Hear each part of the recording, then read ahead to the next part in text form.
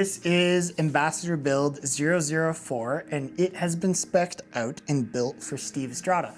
Steve Estrada has really created a really cool Dunham here.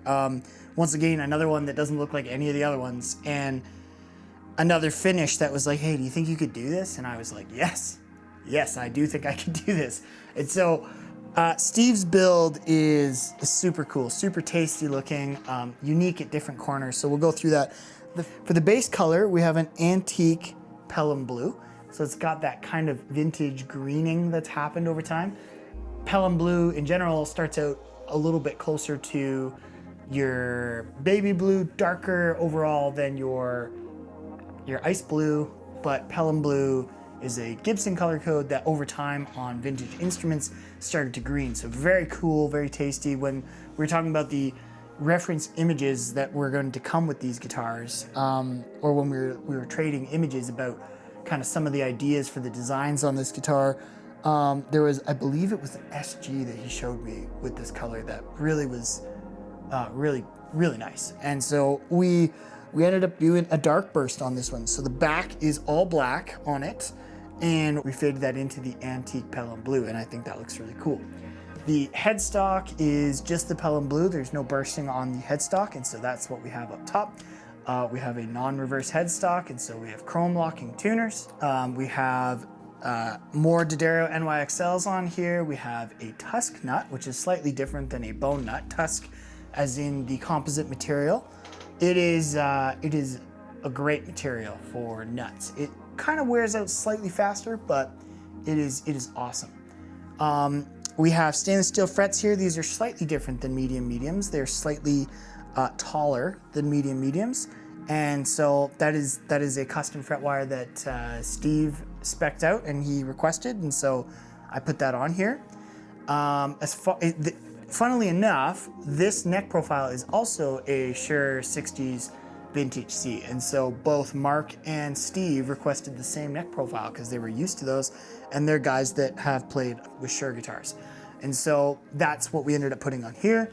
Very nice, very nice finish on this neck. We have a tung oil satin finish, and so it feels super silky and buttery, very nice. We used an ebony fretboard here, and so matches very nicely with the dark features of the body coloring. And then for the inlay, we went with something different. As you can tell, the inlay that's used on this neck looks very similar to the coloring, and it's because I was given to mess around with from Dentremont Guitars, which is a wood supplier out in Nova Scotia. He sent me some burl slabs to play around with, and so this is a stained maple burl that he stained unknowingly the perfect color for this guitar. And so when I saw it, I was like, oh man, that would be super cool to do an inlay that kind of matched the color tone of the guitar. So I really loved that, and Estrada really loved it too, and so he jumped on board with it, ended up looking super cool, fits the guitar, and really great. Moving on to the body, we have the SG style knob, so we have a master volume, master tone.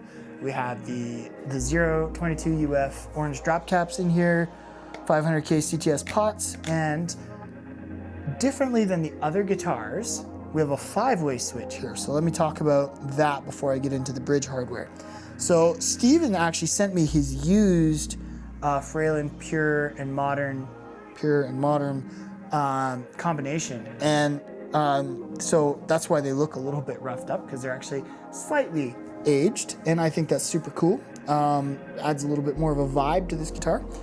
And so with that, we have 4 leads coming off of each pickup.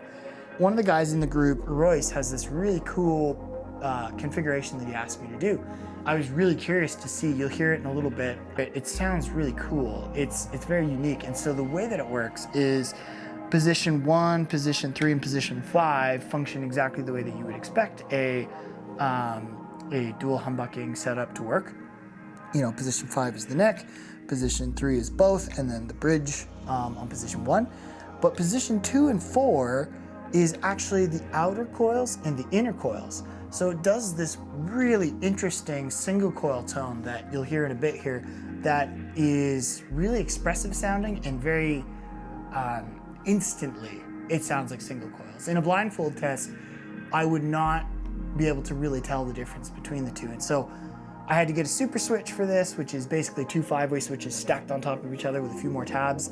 And it's a little bit more of a pain to wire, but ends up being super cool and ends up being a very usable feeling guitar tonally. We have a black guard on here, tri-guard as well.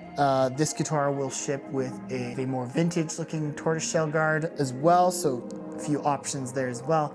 Change out the look of the guitar very easily. And let's go into the hardware. So the hardware is actually the same as Jimmy's guitar, and I love that. It's got the ABM 2400 bridge, which is super beautiful, machined very well. Big fan of just those guys and what they're doing. German engineering at its finest, really. And just very great bridge. Super, can't say enough good things about it. Just great. And then, of course, we have the Duesenberg/Goldo diamond system. So again, more of a B5 in a more slender and what I would call elegant package. And so overall, this creates a guitar that is really quite impressive. And I think it rips.